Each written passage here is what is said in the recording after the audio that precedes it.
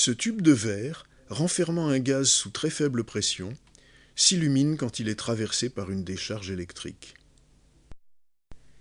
Lorsque des phénomènes analogues se produisent dans la haute atmosphère, une aurore boréale embrase le ciel nocturne. Sous le règne de Louis XIV, l'abbé Picard avait été intrigué par des lueurs beaucoup plus modestes. Transportant de nuit un baromètre, il remarque que les secousses du mercure, contenues dans le tube de verre, provoquent des lueurs bleuâtres dans l'espace vide au-dessus du mercure. Le mathématicien Jean Bernoulli propose vers 1700 un procédé permettant de reproduire cette lueur mystérieuse. Emprisonner une goutte de mercure dans un tube et sceller ce tube après y avoir fait le vide. Lorsqu'on secoue le tube dans l'obscurité, une faible lueur apparaît. Mais elle est difficile à capter avec notre caméra. Comment expliquer cette production de lumière ? À Londres, le constructeur d'instruments Hauksbee soutient que c'est le frottement du mercure contre le verre dans un air suffisamment raréfié qui produit la lumière. En effet, lorsqu'il frotte, en l'absence de mercure, un récipient de verre dans lequel il fait le vide, cela produit le même type de lueur. Hauksbee écrit même, on peut lire à sa faveur de l'écriture en lettres majuscules. Le verre frotté par Hauksbee attire en même temps des objets légers.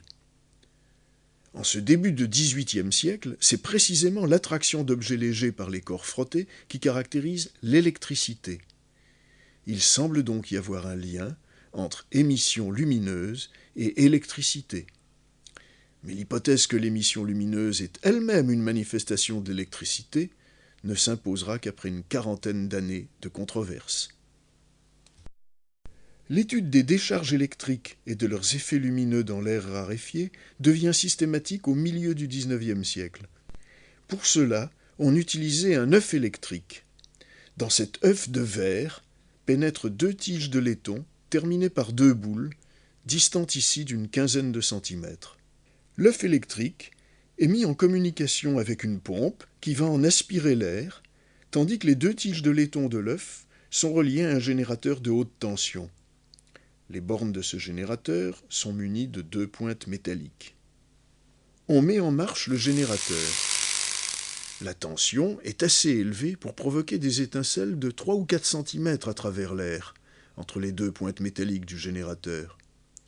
Cette tension est, en parallèle, également appliquée à l'œuf, mais elle n'y produit aucun effet visible. On met alors en marche la pompe. À un moment donné, les étincelles entre les pointes métalliques du générateur disparaissent, tandis qu'un ruban violacé apparaît entre les deux boules métalliques de l'œuf électrique.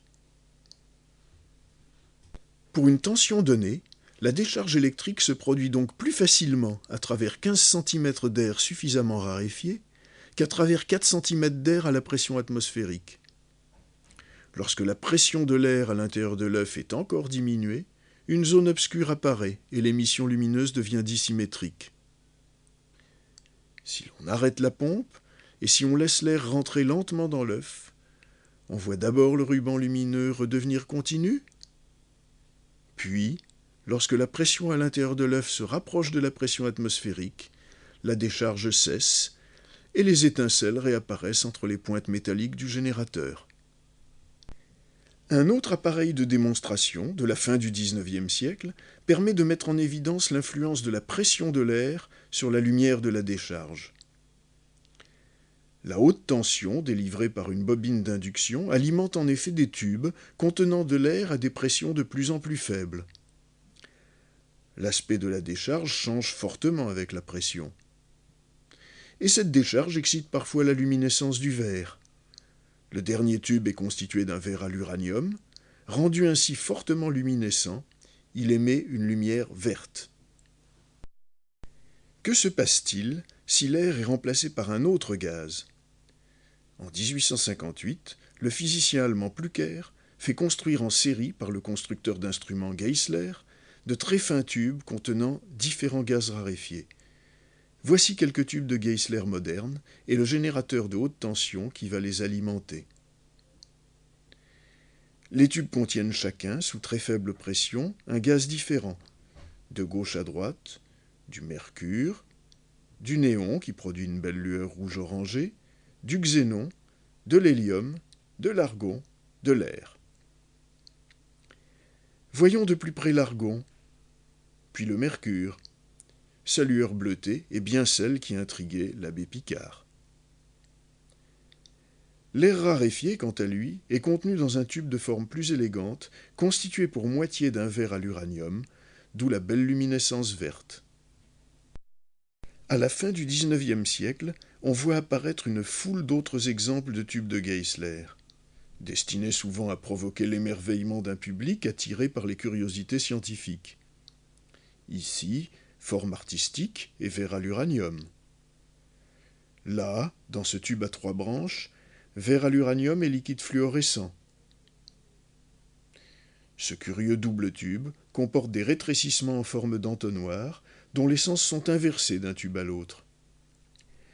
La décharge passe dans un seul des tubes, puis dans l'autre si l'on inverse les connexions aux bornes du générateur. Une expérience comme celle-ci ne sert pas seulement à l'émerveillement des curieux. Les mécanismes des décharges électriques dans les gaz et leurs effets lumineux constituaient une énigme pour les physiciens du XIXe siècle. Aujourd'hui encore, expliquer pourquoi la décharge se fait plus facilement dans l'une des deux branches ne serait pas simple. Mais l'analyse par Plücker de la lumière émise par les différents gaz dans ces tubes de Geissler a permis de montrer que cette lumière possède des caractéristiques propres à chaque gaz, une sorte de signature, ce qu'on appelle le spectre de cette lumière. C'était le moyen d'identifier un gaz simplement par la lumière qu'il émet. Ainsi a-t-on pu montrer que l'hydrogène est présent en abondance dans le Soleil et dans les étoiles, où il est porté à très haute température. Sur Terre, les décharges électriques dans les gaz ont fourni au début du XXe siècle un nouveau type de source lumineuse. Les tubes au néon, dont la lumière rouge ne pouvait servir que pour les enseignes. Les tubes à vapeur de mercure, qui reproduisent avec une plus grande intensité les lueurs barométriques bleutées de l'abbé Picard, et qui servent aujourd'hui de lampes à bronzer.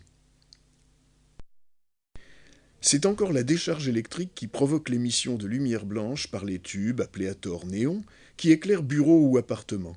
Ces tubes ne contiennent pas de néon, mais de la vapeur de mercure, et leur revêtement intérieur devient fluorescent lors de la décharge. La lumière émise par ces tubes fluorescents aurait permis à Hauksbee de lire même des textes en petits caractères.